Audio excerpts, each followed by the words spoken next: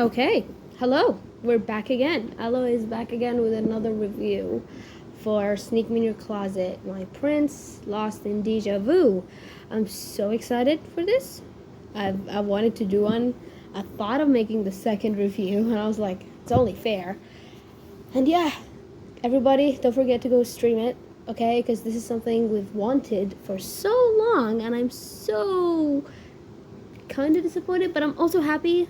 Okay, no pressure. We love the show. We love this so much. I love it so much. I think it's very.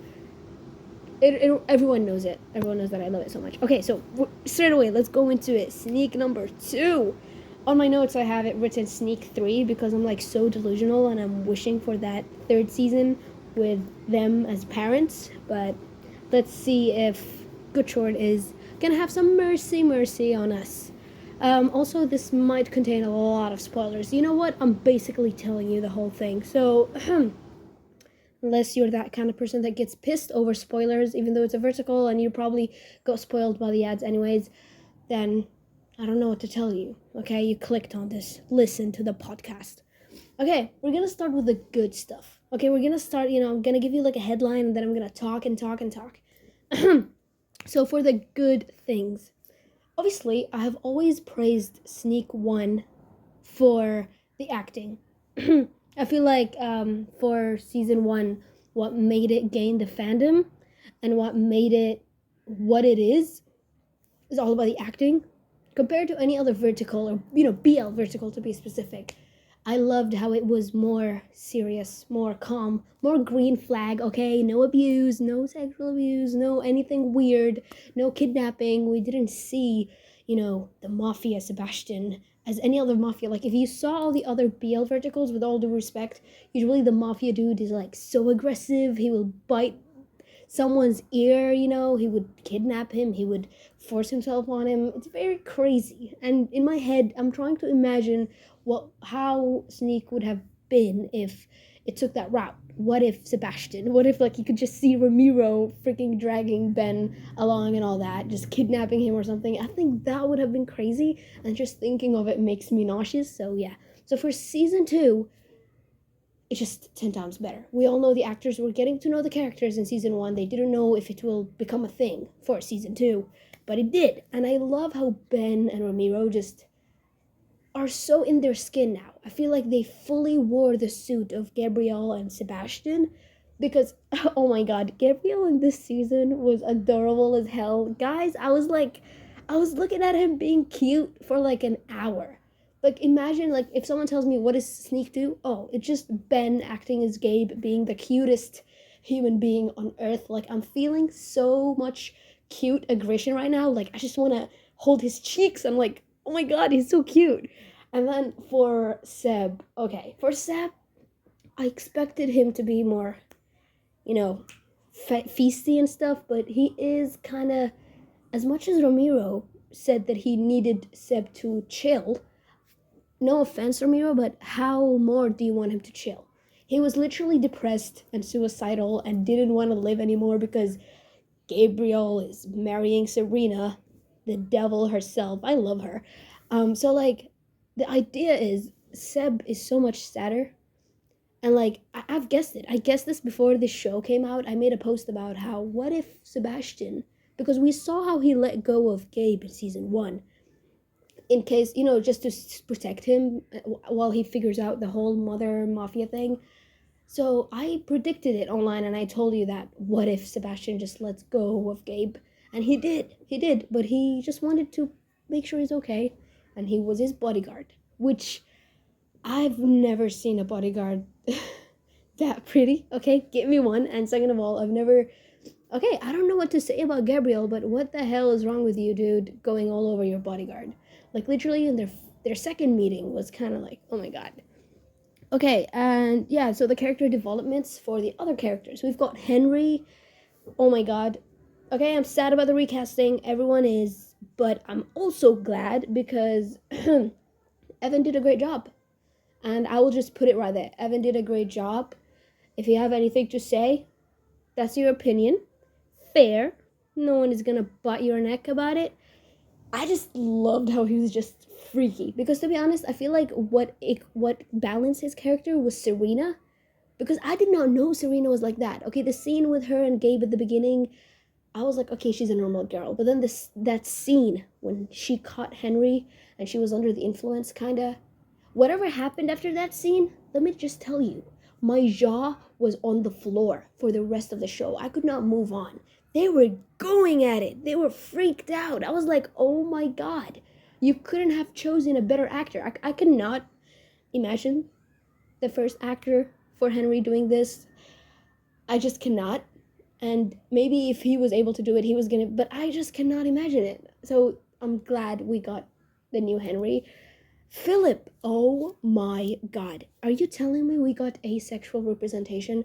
How could you make Sneak better? Yeah, more representation. And the writer devoured. The writer, Jen, everyone go send her some love. She's an icon for making a proper vertical. It's a proper show. I love it. So like the representation caught me off guard, no offense, and I loved it. I loved it. I just smiled a proud smile and I was like, you know what? I chose the right show, man. And he was so funny, the MySpace thing and all that, and him just flipping off Henry. And it was so cool. He's one of my favorite characters. I love Philip so much. He's like so nonchalant, but at the same time he is his own thing, and I love his character and I'm obsessed with the actor. It is so great. And now, oh yeah, I will talk a little bit about Serena. She is her own thing. I really do not know what to tell you about her. The actress did a great job. Her acting was like, wow. I was like, you know what? Gabe, if you don't want her, hand her to me. Go away, Gabe. Leave that woman for me. But then Henry came in, and I realized throughout the whole show that maybe she's not that for me. She's too extra. But I love her so much, and okay, I hated her. Everyone on social media would see that I hated her, and I basically cursed her name from the trailers. But then when I watched the show, not even like a few episodes in, and she was already cheating on Gabe, even though she's not technically.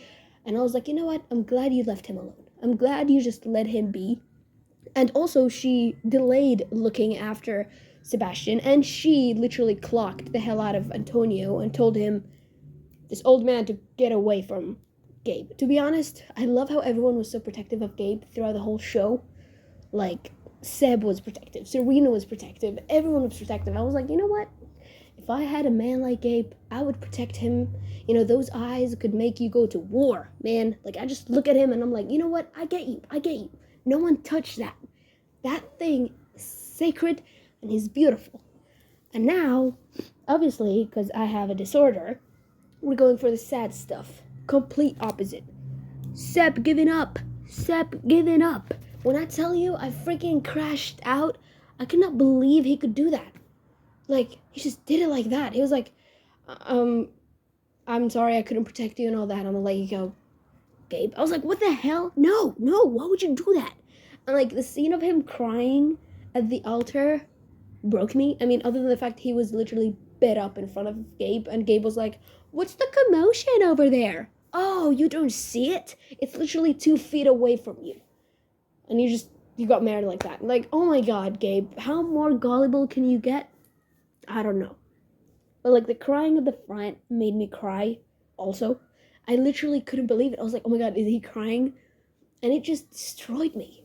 And in that scene, you would notice that after everything went down, he got angry at one thing. When Henry kind of like told him that Serena was pregnant, she's not. And he just crashed out. He literally, okay, first of all, when he got told about the amnesia, he stood up angrily and he was like, how did he get it? And then when Henry continued dropping the bomb, he just got angry at Gabe for a second. He was like, she's pregnant? How long has he been with her? So one thing for a lot of people that don't know this is the first time Sebastian has gotten angry at Gabriel. Like, this is the first time ever. He has always been a loving sweetheart, but that was the first time ever, and it was when he thought he cheated. Because if you think of it and about how pregnancy goes along, it basically means that Gabriel has been cheating on him for a couple of moments, and he only left to Mexico like a day or two ago. So like, and they were at the pool a couple of days ago. So like, how like, Gabe has been cheating all along. So it's a heartbreaking thing to see. The crying just broke me. Also, the second thing, the Castillo parents being mean to him. But to be honest, no offense, I kind of like stood with the dad for 1 millisecond when he said that Gabriel has been dodging bullets ever since all that. And to be honest, yeah. And watching Sebastian like weekly reply that he would try to help from now on and all that, it was something. But then I also hated how they just started cursing at him and all that. I was like, you can see that Gabriel was safe in a way. And it just, okay, I still hate what they did. There's a lot of stuff throughout the whole show, but I loved how Catalina beat her up, the new chef. I'm not gonna spoil who Catalina is. This is the one thing I don't want to spoil, but she bet them up, and I love how she was like, oh, I forgot about you, you old, and then she just knocked him, and oh my god, that scene was amazing. I loved it. Also, yeah, I hate how... Okay, the funny thing, though, in that scene was the way Philip was like, say that again, you old fuck. Like, I swear to God, when he said that, I just burst out laughing. He's the best comic relief character I've ever met. I was like, you did not. And I was laughing for like a whole 3 minutes.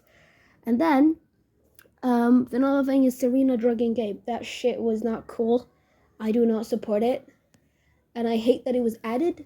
And that's why I'm minusing points on Serena, because no. And to be honest, that was the only moment Gabe was smart. The only moment he was looking at her, literally putting the white stuff inside the drinks. And I was like, oh my god, you're so great at noticing stuff. You could have noticed everything in season 1, but you didn't. You're so gullible, but you're not around women. And it makes me laugh. And now, the other scene, I feel like everyone saw this, this shooting scene. It broke my heart, because you're telling me Gabriel got his memory back when he thought that Sebastian died. You're telling me these soulmate Shakespearean love story of a couple, the only time, like the second, like Gabriel woke up and realized, and all the flashes came in together, and he finally remembered who Sebastian was when he thought he was dead.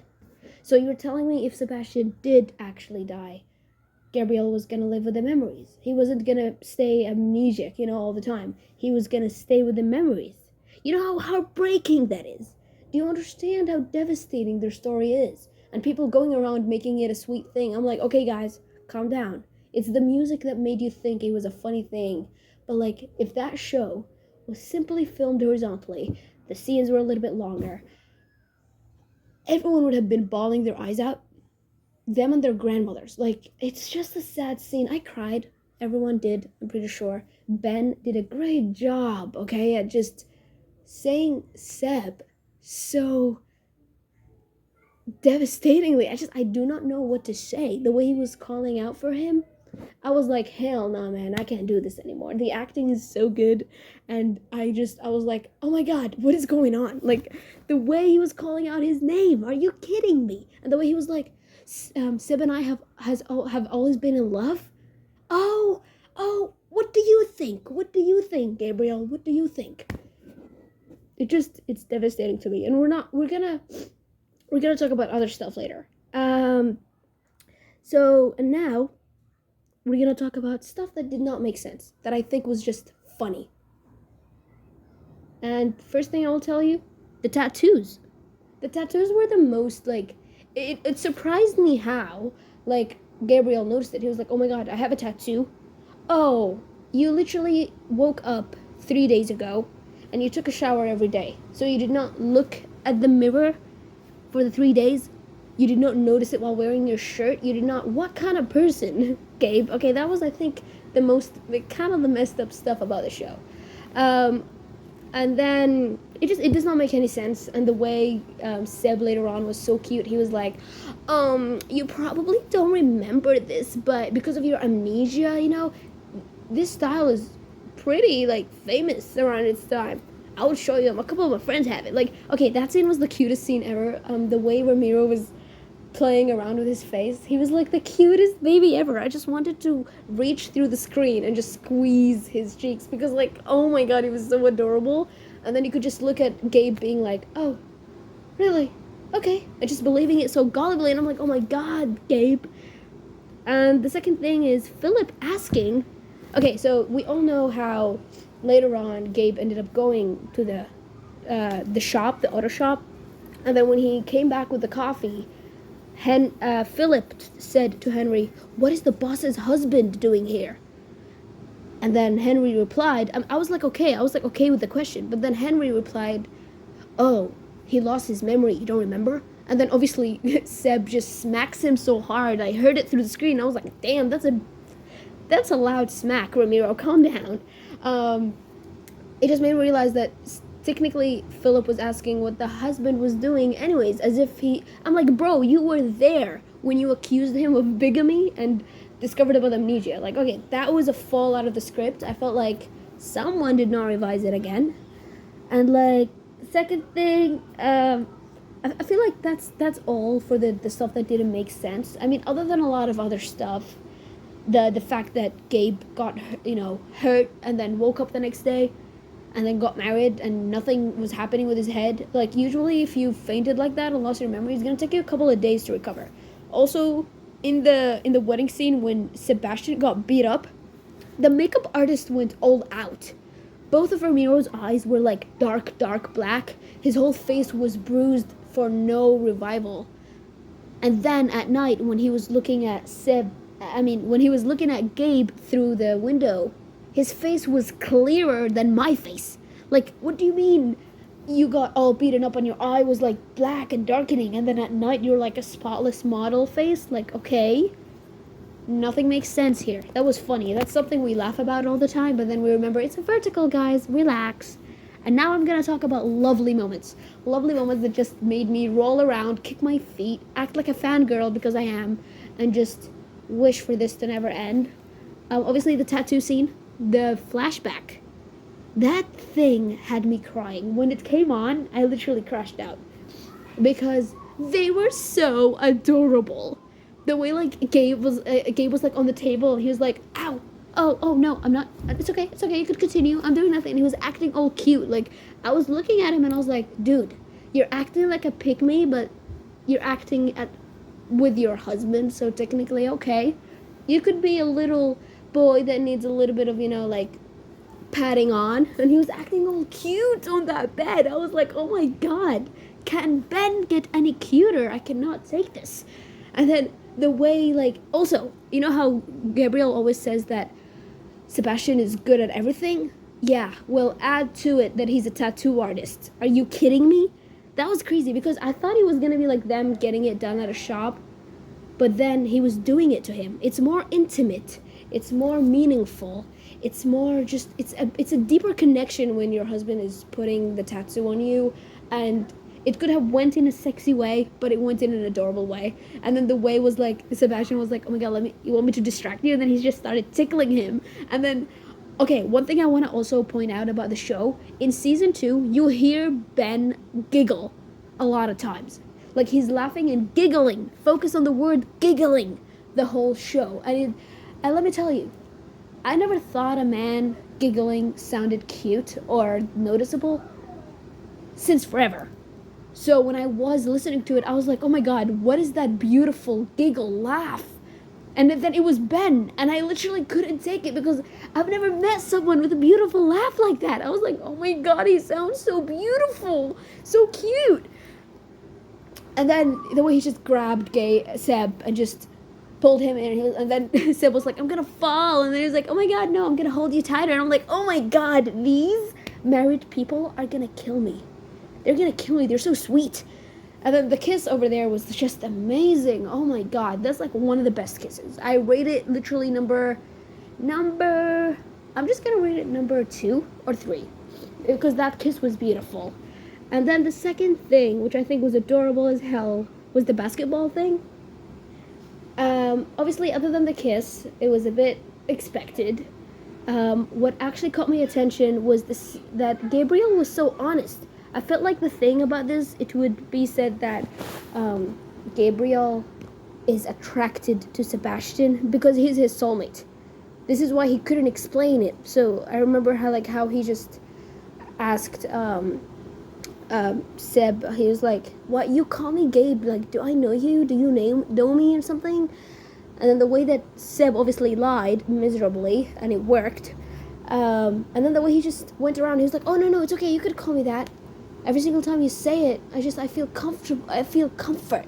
You know, the way he said, it made me feel warm, I literally threw away my phone. I smacked it against the wall, and I just screamed into my pillow because it is so devastating. The fact he doesn't remember him, the fact Sebastian is sitting there lying to him, tears in his eyes. If you notice, Ramiro's eyes were kind of like tearing up through the end of the scene, and it just, oh my god, it just kicked me. And then the way he was like, it's comforting. The fuck you mean it's comforting? You want me to go hit my head against the wall? You're soulmates. You can't see it? Like, I was crashing out because it's so beautiful. I want to cry. He said it was comforting. He feels it in his soul. Sebastian is his, in his soul. And I can't take it. The idea he finds comfort in it, it tells you that they probably are, like, so deeply connected before the amnesia thing. It will break you. It will devastatingly break you. And then, obviously, Seb's eyes were killing me. And then the way he was like, hey, can I call you Seb? And then Seb was like, yeah, sure. Good night, Gabe. Bye, Gabe. He said bye, and then he said good night, Gabe. And then Gabe just looked at him, and then he just did that little trip of, like, you know, frat boys? You know how they put their hands in their pockets and then they just go around like, okay, bye, you know? The way that Ben did that little jump of a frat boy, and he was like, okay, see ya. And then he just literally went off skipping. He skipped back to his room. That's so gay. That's so gay. I'm like, oh my god. It's so cute, but like, so gay. Okay, so gay. And then, what more? Let me just check my notes. Obviously, the emotional mixed signals. Like, to be honest, something we like to call Gabriel as, he is mixed signal final boss. He just plays with poor Sebastian's heart so much. I feel bad for him. I swear to God, if I'm Seb, I would just run away because it's crazy the amount of mixed signals he has. And then obviously now, the sweetest moment, even though it's really sad, I would like to add it to the sad side, it's the kiss in the closet. Because, okay, and it also does not make sense. It's a mix of three. Like, what do you mean if someone is making noise? Your first instinct is to grab their face and smack your lips against them. Like, that just does not make any sense. Why would you do that? Why would you do that? But then, what I like about that scene is the way that Gabe's eyes just kind of like opened up for a second and then they closed. And then he finally regained consciousness and just put his hand on Gabe's, waist. And it just broke my heart because that's the way they kiss. His hands are always on Gabe's. Okay, wait. I just realized I said Gabe twice. Okay, so it's Seb's hand on Gabe's waist. And then obviously Gabe's hands on, say, Seb's face. And it's so devastating because for that second, you could see Seb lean into the kiss. He kissed back. He leaned into it. It reminds you of season 1 in, like, when Gabriel kissed Seb after drinking, and then you could see that Seb kissed him back, and then later on in the bathroom, a couple scenes later when Gabe was like, well, I felt you kiss me back, So it made me realize Sebastian will always kiss back. Sebastian would never not kiss back Gabriel, no matter what the situation is. And it broke my heart. Also, we're gonna go back to the sad scenes again. It broke my heart the way he just called, after that scene happened, the way he just called Gabe out. And he was like, I'm a gay man, okay? I'm proud of who I am. I respect myself, and I do not like it that you're doing all this, okay? Control yourself, Mr. Castillo. And, okay, that was hot, but then, yeah.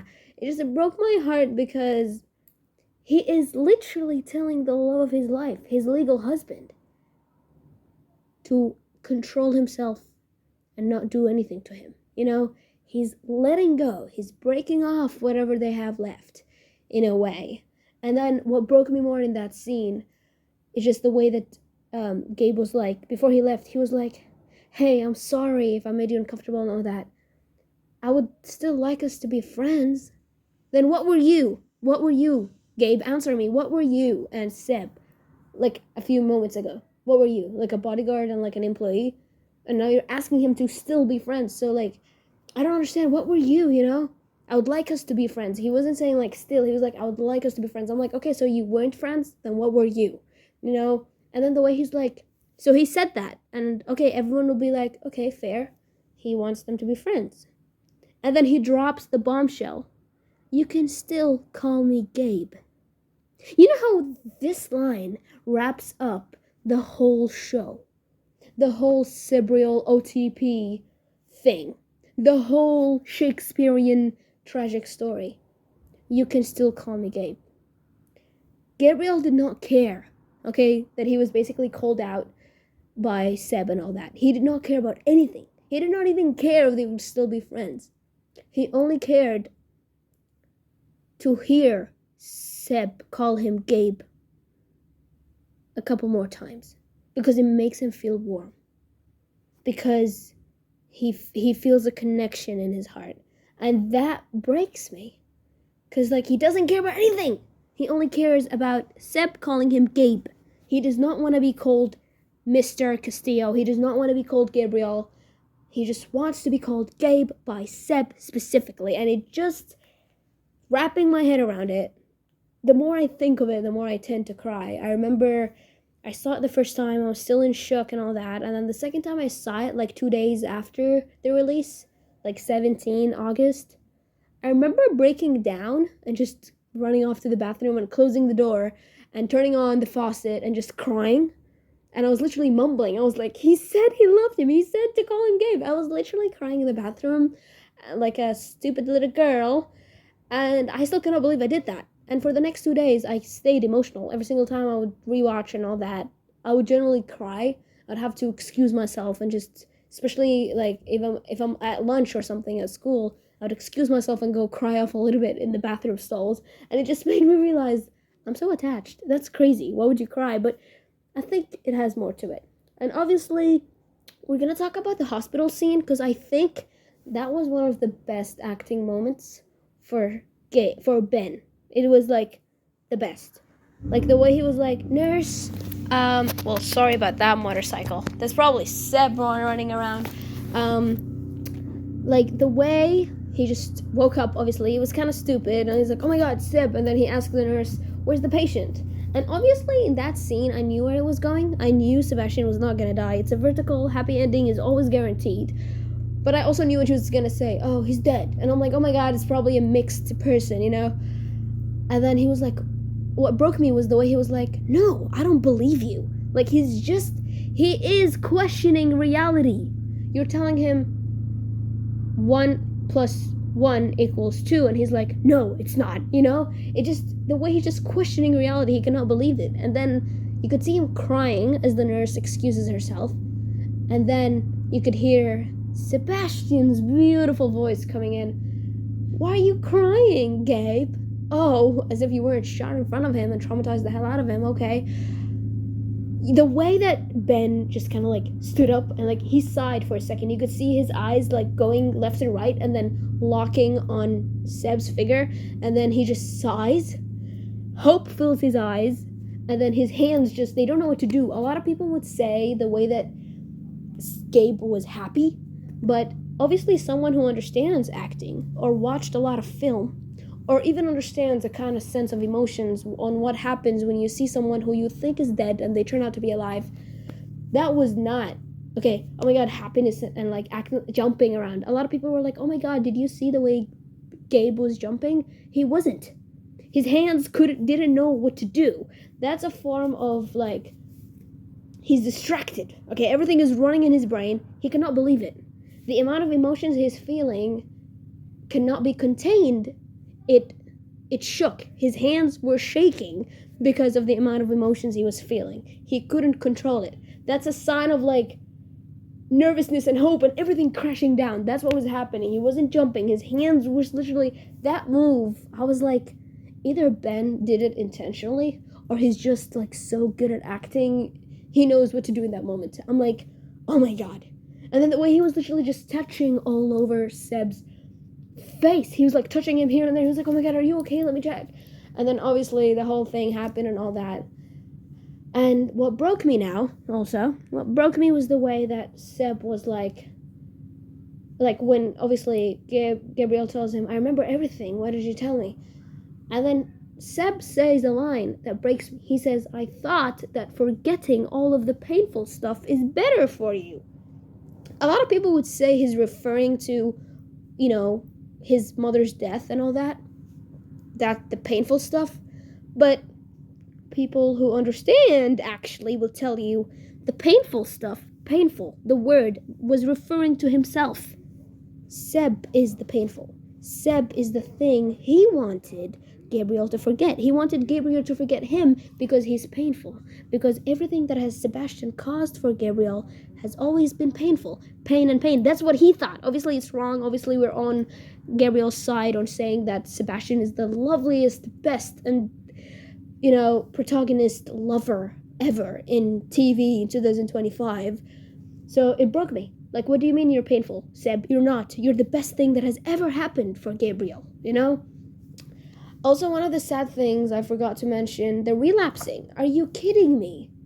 Because in season 1, we see him after he saw, Gabe with Irene, and he just went off and then started smoking in the alleyway before everything went down.